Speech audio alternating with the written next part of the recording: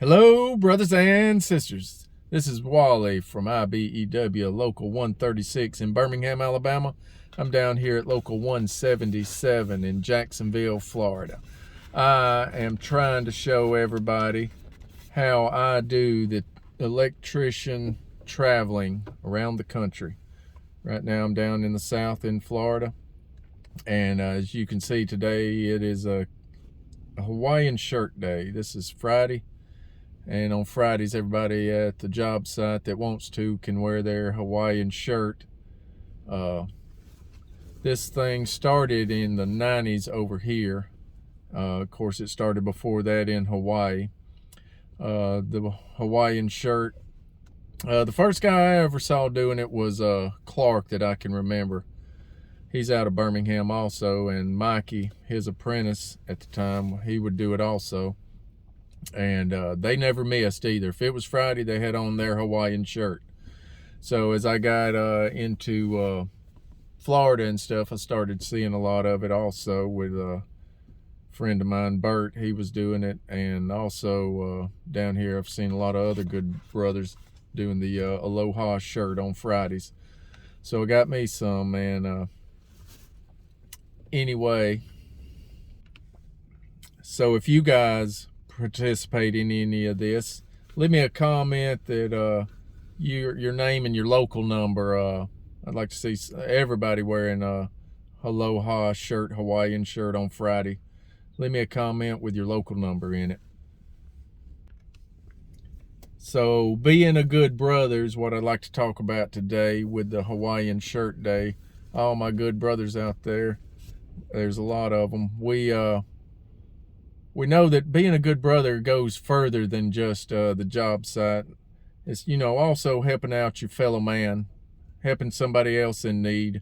We all try to help our sick and needy by donating to the cause, and we also buy the local union shirts. They give a portion of that money to the sick and needy.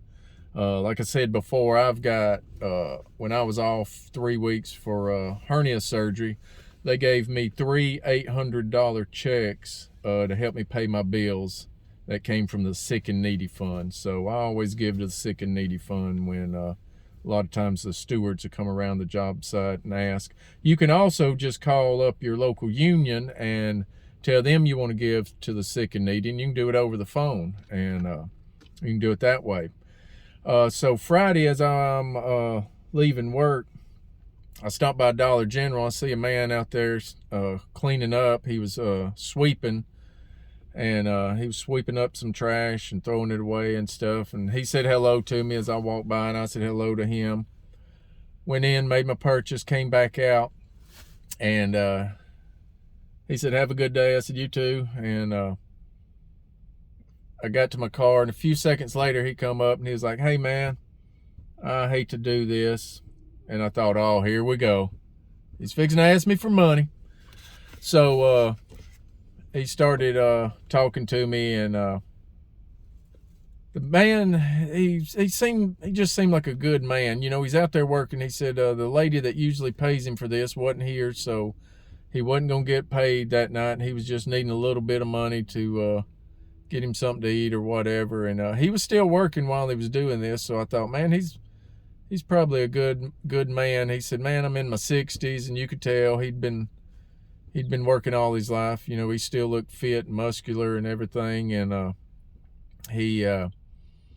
went on to tell him, since we're working 7 days a week, I told him I gave him some of the general contractors' phone numbers where he could get him a job. And because he said he was willing to work, he said he'll do anything. He found that job with her, just kind of working on the side, under the table, as they say. And so I thought to myself, hey, let me give him all these numbers. So I gave him numbers to call to catch get a job, because that building's starting to get behind, they say, and they're working 7 days a week if we want. And he could probably get a job doing just about anything. He said he had skills doing just about any kind of work they would need, probably. So anyway, when I got through talking to him, I said, I looked in my wallet and there was a $50 bill, and I said, man, I need to give him this. He needs it more than I do. So I gave him the $50, and I thought he was going to cry. He was so happy.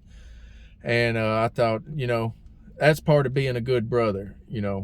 Gave the man some phone numbers to call to get a job, and there's a little bit of money to help send him on his way. You know what I'm saying? So he said he was going to look me up and try to pay me back. I said, no, don't worry about paying me back. If I do see you out there, that'd be a good thing. That's what I intend to see out there. So I told him, just pay it forward. I said, next time somebody needs some help, you help them out. We'll keep this thing going.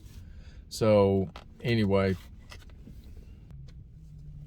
so another time about being good outside of work, to us, actually a sister, she was an electrician. She needed some help up in Indiana. She wanted me to help her put up her TV on the wall-mounted TV, and it was a big, heavy one. So I said, yeah, I'll help you out, and went over there and helped her. And she tried to pay me, and I wouldn't accept it. I said, hey, just pay it forward. Help somebody else with something that you can do. Ain't no big deal to me. That's part of being a good brother there. She was my local union sister, so it ain't just talk. You got to put in the work and do what you're talking about, and I'm not saying that to say anything other than you guys also do that, So anyway, guys, as I've said before, when you do things the proper way, expect proper results. And when you don't do the things the proper way, don't expect it to go your way every time. So sometimes you get what you pay for. So anyway, I'm going to end that, and I want you guys to give me a thumbs up, leave a comment with your local union number. Y'all have a safe day and be blessed. See ya.